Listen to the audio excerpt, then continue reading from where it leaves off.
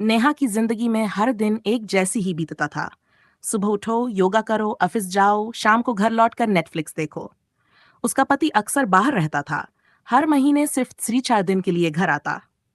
लेकिन वो रात कुछ बदली हुई थी। जब नेहा बालकनी में चाय पी रही थी, दूसरी मंजिल की बालकनी में कोई खड़ा था। नई शिफ्टिंग हुई थी वहां। गहरे नीले टी शर्ट में एक लंबा हैंडसम सा आदमी। उनकी नजरें मिली और एक सेकंड के लिए ठहर गई।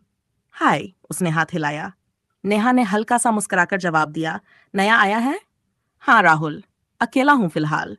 उसकी आंखों में कुछ खास था, ठंडा लेकिन भीतर कुछ जलता हुआ। राहुल अक्सर बालकनी में वही वक्त बिताता जब नेहा आती। दोनों के बीच हल्की बातें शुरू हुई, मौसम, पड़ोस, ऑफिस, अकेलापन। फिर एक दिन राहुल ने कहा, कॉफी बनानी आती है? अकेले पीना बोरिंग लगता है। नेहा हंसी, कभी ट्राई करो, मैं जज नहीं करूंगी। या फिर तुम बनाकर पिला दो। उसकी आंखें मुस्करा रही थीं, लेकिन कुछ और कह रही थीं। एक शाम बिजली चली गई। नेहा की घंटी बजी। दरवाजा खोला तो राहुल खड़ा था, हाथ में वाइन की बोतल।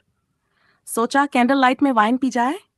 नेहा थोड़ी हिचकी, लेकिन फिर बोली, ठीक है, आ जाओ, लेकिन सिर्फ एक ग्लास। कमरा हल्की कैंडल लाइट से चमक रहा था।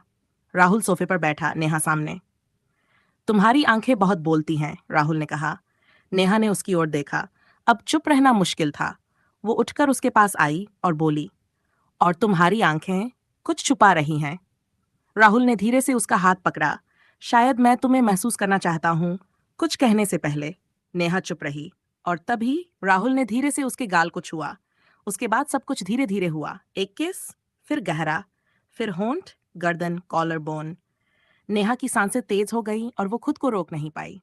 राहुल ने उसके बालों को खोला और उसका टॉप खिसकाते हुए उसके बदन को चूमा। नेहा ने उसकी कमर थामी और खुद को पूरी तरह उसके आगोश में छोड़ दिया। वो लम्हा धीमा, गर्म और पूरा था। टेबल, कारपेट, दीवार, हर कोने में उनकी सिसकियां गूंज रही थीं। राहुल की उंगलियां नेहा के बदन पर संगीत बजा रही थीं और नेहा की आवाज हर बीट पर झूम रही थी। वो रात लंबी थी, लेकिन कम लग रही थी। राहुल अभी तक बिस्तर पर सो रहा था। नेहा उसके चेहरे को देख रही थी। कुछ अधूरा था, लेकिन कुछ पूरा भी। उसने धीरे से चादर उठाई और उसकी पीठ को चूमा। ये सिर्फ एक रात नहीं थी, शायद मेरी अधूरी जिंदगी की सबसे सही गलती। कहानी खत्म नहीं होती, क्योंकि नेहा अब हर शाम राहुल की बालकनी में देखती है।